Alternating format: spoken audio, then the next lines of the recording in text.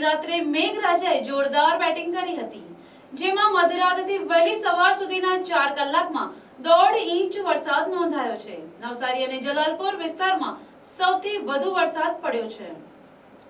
નવસારી શહેર અને જિલ્લામાં મધરાતથી ફરી એકવાર વરસાદે ધમાકેદાર એન્ટ્રી કરી હતી, જેમાં સવારે 11 વાગ્યા સુધી શહેરમાં વરસેલા વરસાદના કારણે શહેરના અનેક વિસ્તારોમાં પાણી ભરાવાની સમસ્યા સર્જાઈ હતી। આ ઉપરાંત છાપરા રોડ, આશાપુરી મંદિર અને મંકોડિયા વિસ્તાર જેવા વિસ્તારોમાં માર્ગો પર પાણી ભરાઈ ગયા હતા। આ કારણે નાગરિકોને વાહન વ્યવહારમાં મુશ્કેલીનો સામનો કરવો પડી રહ્યો હતો। શહેરના મુખ્ય રેલવે ગરનાળામાં પણ પાણી ભરાઈ જતા વાહન ચાલકોને ફરી એકવાર મુશ્કેલી વેઠવી પડી હતી। આ ગરનાળું પૂર્વ અને પશ્ચિમ વિસ્તારને જોડતું હોવાથી લોકોને એક સ્થળેથી બીજા સ્થળે જવા માટે લાંબો ચકરાવો લેવાની ફરજ પડી હતી। ગણેશ ફાર્મ સોસાયટી નજીક રોડનું લેવલિંગ યોગ્ય ન હોવાથી વરસાદી પાણીનો નિકાલ થઈ શકતો ન હતો।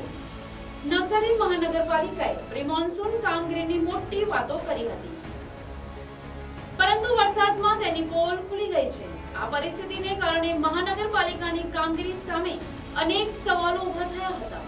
આ ઉપરાંત સતત પડી રહેલા વરસાદના કારણે નવસારી શહેરના ધાનેરા પોઈન્ટ પર પાણી ભરાઈ ગયા હતા। વરસાદી માહોલને કારણે વાતાવરણમાં ઠંડક પ્રસરી ગઈ હતી। ડાંગરની રોપણી કરીને વરસાદની રાહ જોઈ રહેલા ખેડૂતોના ચહેરા ઉપર આનંદ જોવા મળી રહ્યો હતો। જો કે બપોર બાદ વરસાદે વિરામ લેતા લોકોએ બફારાનો અનુભવ કર્યો હતો।